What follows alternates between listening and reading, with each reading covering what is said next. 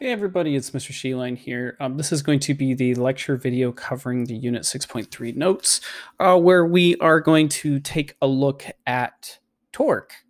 We're not going to get terribly into the different concepts that are included in torque. This is going to be a very, very simple, uh, I guess, really whittled down lecture and just practice of what torque is. Um, Things that we're not going to get into is like moment of inertia. We're not going to really get into angular acceleration. We're not really going to be getting into, well, at least not much of angular acceleration. I guess we'll see what, or you will see what I mean by that. This is contingent just for the year of 2021, by the way. Just in case this video is used in the future. That's all I'll say there. And so, anyway, so we're gonna get into torque, pretty light stuff, and just measuring how just practicing what torque is, how we measure it, how we calculate it on an object that is on a fixed position that moves in a circular path per that fixed position. Okay, so what is torque?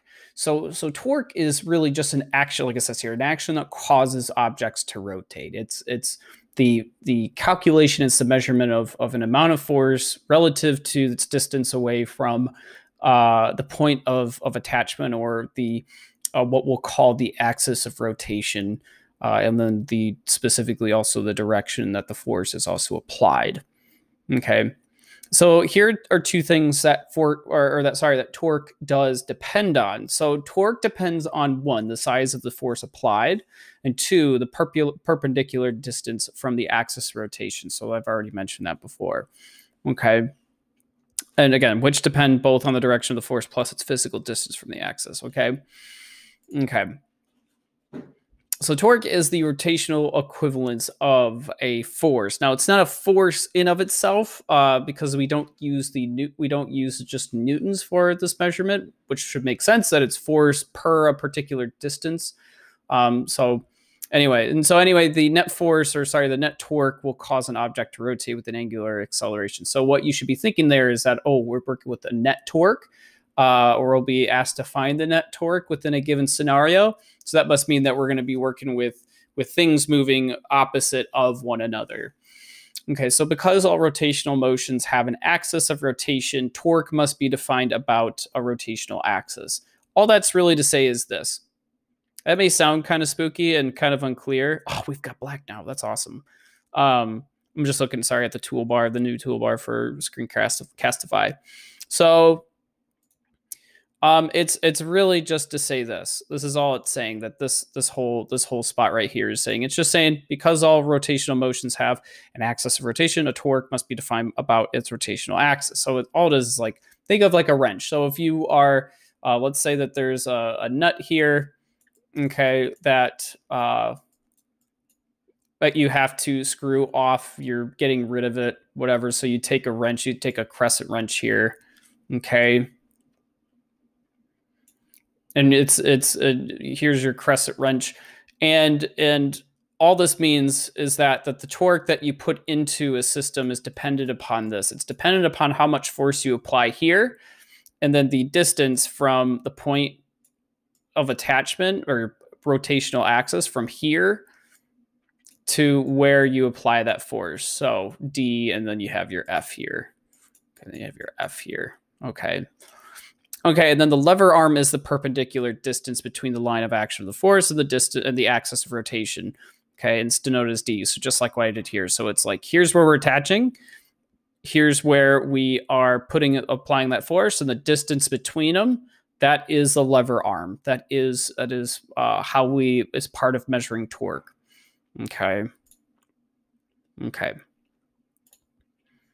Keep on going. So think of it like in this kind of scenario. So obviously, if you were to hold like a board, and you put a decent sized mass on this end of your board, just like what this picture shows, obviously if the weight is further away from where you're holding it, the rotational axis, Obviously, you have to apply a greater force than you would than if you were holding it, say, right here on this lower image. The closer it is, so like it says, a lot harder to rotate because the weight has a larger lever arm. The weight is producing a larger torque, and so you have to overcome that torque in order to rotate it. But if you move that weight, which would change what we'd say the center of mass, okay, it's easier to rotate because in this case the center of mass is not so far away in this particular kind of way that we'd be moving this. And so it's a lot easier to rotate because the weight has a smaller lever arm. The weight is producing a smaller torque. Okay. So now, but this isn't exactly how these kinds of, I'll just say that these two kinds of scenarios where we're the ones who are acting as the rotational axis.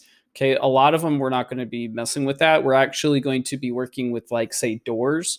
I just pointed over, sorry, where a door is going to be in the future. But we're going to be working with scenarios where doors are a great example. Like the wrench one, it's like, we're the ones putting the force on, not the ones who are trying to both put a force on and also rotate at the same time while also having the rotational axis. Yeah, no. And hopefully that'll be made clear in a second here. So here's what I'm looking at. And this is what I'm talking about, is like these kinds of scenarios. So the ball here, this is our rotational axis. Okay. The red here, we'll say, is, well, it could be a door. It could just be any kind of just straight object that's, that is able to freely move about its point of attachment.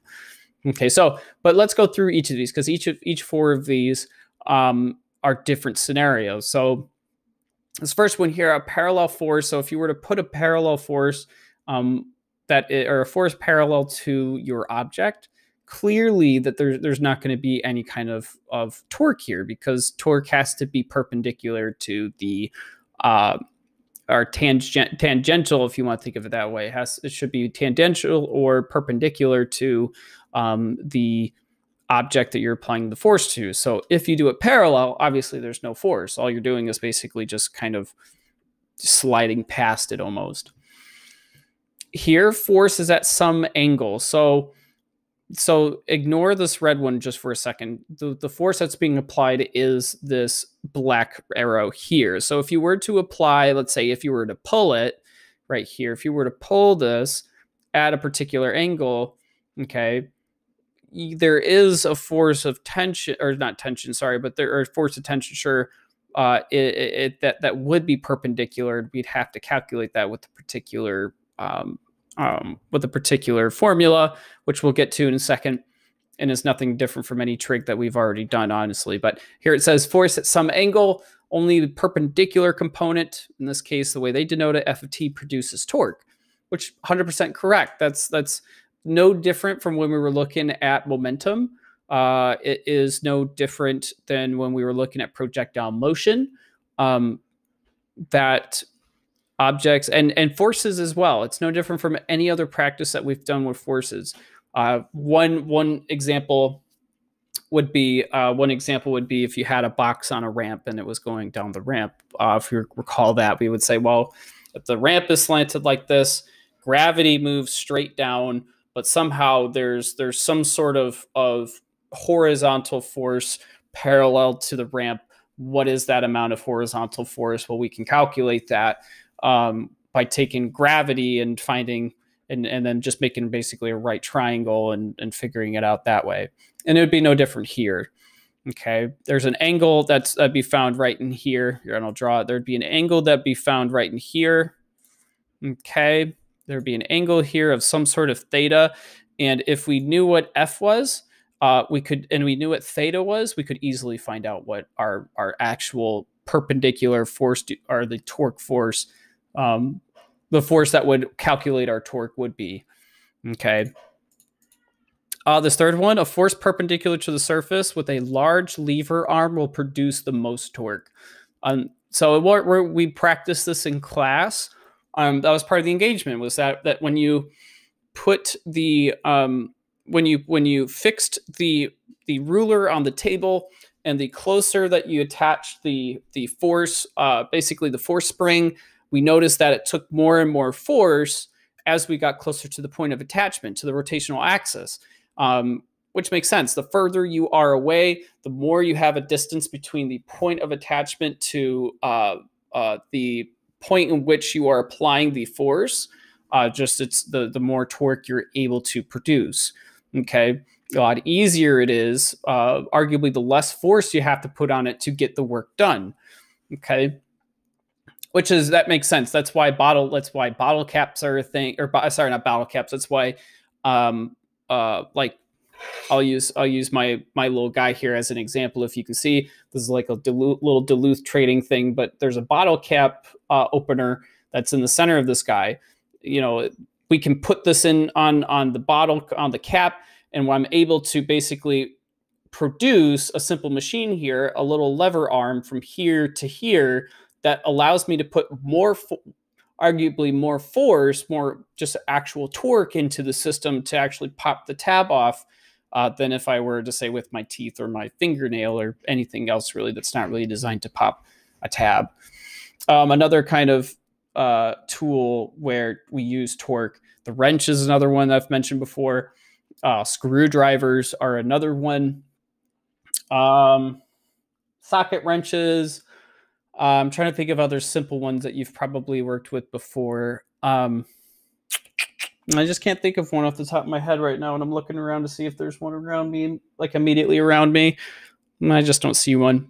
But regardless, yeah, the farther you are away, or actually in the future, if you have, maybe I'll bring in some stuff to show you, just like maybe a wrench or two, just to show you just how crazy different it is. The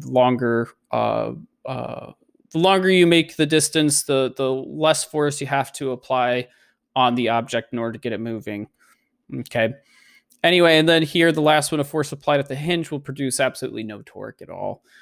Really, there will be some that will be produced, but really it's not much because here the lever arm is basically zero.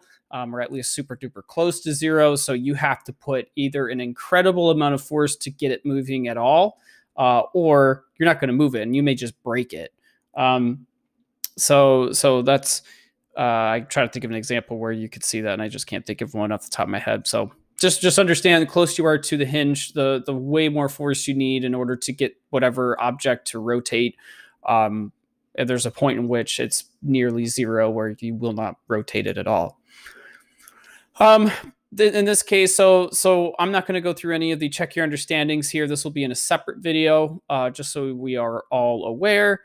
So I'm going to be skipping these check your understandings. So take a whack at those on your own, and then watch the check your understandings video after this has all been said and done. Okay, so let's for now finally get to the equation. So forces do not have to be perpendicular, first off, for an object to cause an object to rotate. In this figure, we've got A, B, and C. Okay, so at A, the force of the cat is perpendicular. Sorry, this is as if so we've got the cat here, and you don't really see it. They don't really show it here, but there's this like black line that's right here. Okay, and actually it's like all the way down. So it's like this black line that goes all the way down here. Okay, if we notice, it's basically a kitty cat door. It's a doggy door, and it's a scenario showing force being applied to the a force being applied here to an object with a fixed position, a fixed rotational axis, which in this case is right here. Okay, I'll draw that. That's where it's attached to. That's where it's rotating. Oops. Anyway, and so at A, the force of the cat is perpendicular, and here you can see that here we've got D. This is our lever arm, our lever arm. We have F denoting force. We have theta, which in this case, if we notice, really, if I were to go back in here, if I were to erase a little bit, we'd see that this is pretty much a right angle. Okay, and I'll actually get rid of all these little spots right here so we can see it a little bit better. Oh, and there's even a rectangle. Oh my God, this is just too much. This is awesome. And stickers. Anyway, sorry, I'm excited for this new toolbar. It's pretty slick actually. Anyway, so here we see in A, the cat is applying a perpendicular force. Here, the cat is putting on an angular force relative to the kitty cat door. And here, the angle is getting even smaller, but the cat is applying the force in the same direction every single time. And what's neat is that we can calculate just how much that force translates into the amount of torque that the cat is putting on. Now, but notice, what doesn't change is D. The distance doesn't change. And so arguably what we could probably think then is that the distance doesn't change, but we should see that another vector is changing. The greater that the theta is decreased. So the lesser that theta is, the more force is needed in order to basically just actuate this particular object to make it rotate about its axis of rotation. So notice that. So here the cat's perpendicular, not that much force, whatever that amount of force is. Here, theta is beginning to decrease. Okay, now we got to put on a little bit more force. Okay. And then here, theta is getting significantly smaller, and the cat's got to apply a whole lot more force than it did before because theta is so much smaller. The distance hasn't changed. The lever arm hasn't changed. The distance between where the cat is applying the force and where it's attached, that hasn't changed. But what has is the angle in which the cat is applying the force relative to the object that is rotating. So that's to say this, that if the cat, let's say the cat had arms. Okay, let's say the cat had arms and was able to if the cat was somehow able to apply a force in the same spot, but perpendicular the whole entire time to the little door here, what you would see is that basically that arm, that force vector wouldn't really change. It'd be roughly about the same each time if it's perpendicular. Okay, but in this case, the cat's applying the force in the same direction the whole time. Just as it's walking through, the force has to increase, which makes sense because the direction of the force being applied is not perpendicular to the object, which does make it harder. So here's how we can calculate, what that cat was doing. So torque is denoted with the symbol tau, Greek letter tau. So basically it'll just look like a capital. It's like a smash between as you see here, the capital T mixed with like the lowercase t that I use for like time or temperature. Okay. And the magnitude of the torque is given with this following equation. So torque is just equal to the force times the lever arm. It's just tau is equal to F times D. Okay. Now, thinking about the cat, if the force is applied at an angle that isn't 90 degrees or isn't perpendicular to the object that is being rotated, you just use this.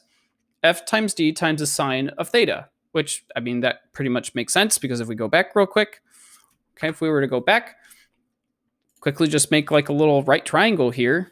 Okay, boom, right triangle. Okay, boom, right triangle. Here, right triangle's already been made for us. Okay, or let's see, am I putting, oh, I'm putting it too close here. It'd be more like this. Be more like this. Boop, boop, boop. And this one, I gotta extend that out, and it'd be more like right here. And so here, if we know the hypotenuse, and what we're trying to figure out here is this right here, what's perpendicular. Okay, well, theta's up here, sine of theta. Remember, it's so. Oops. Remember, it's so ka toa. Remember, it's SOHCAHTOA. TOA. So here it'd be the sine because it's the opposite over hypotenuse, which again, that makes sense. Because here we know what if we know what F is, we know what theta is. We don't know what this is, though. We don't know what this force is. What's the perpendicular force here? Okay, perpendicular to our object. And so in order to find that, we would have to then use sine of theta in order to understand what this is right here, right? That makes sense. Or at least it should make sense because we've used that so often. It's just normal trig. It's not difficult trig at all. It makes sense. It should make sense. Okay. And then here are the units that we denote torque in. It's Newton meters, which again makes total sense. It's the fact that here's a force and here's how far you're putting it. Okay, now what should be what should be dinging off in your head is something from Unit 4, which remember Unit 4, we were working with this thing. What is that? That is work. Well, what is work? Well, work is just how much force do you put into an object and how far does it move? So what is torque? Torque is, for the most part, just work. It's work on an object that moves in a circular motion, moves in a rotational form. That's all torque is. Okay, roughly speaking. Okay, so here would be a check your understanding that you would go through again in the video. And just a couple quick other little notes here. So torque is a vector quantity, obviously. So torque, like displacement and force, is a vector quantity. Typically, though, we assign forces applied to clockwise, forces that are applied, torque, I should say, really, torque. Force is applied to where torque is then in a clockwise motion is going to be negative. So here, these guys are going to be negative, which I know that seems kind of weird and maybe a bit hard to remember, but clockwise is negative, while counterclockwise is going to be positive. Okay, don't ask me why. All I could think of is maybe, if you're trying to loosen something that's already attached, that's a positive. If you're trying to tighten something, that's a negative. I don't know. I don't know why, guys. Sorry. But just understand that typically clockwise motion is negative, counterclockwise is positive. Okay. So as an example here of where we would find, like, say, net torque, and just an example of showing like that torque is a vector quantity.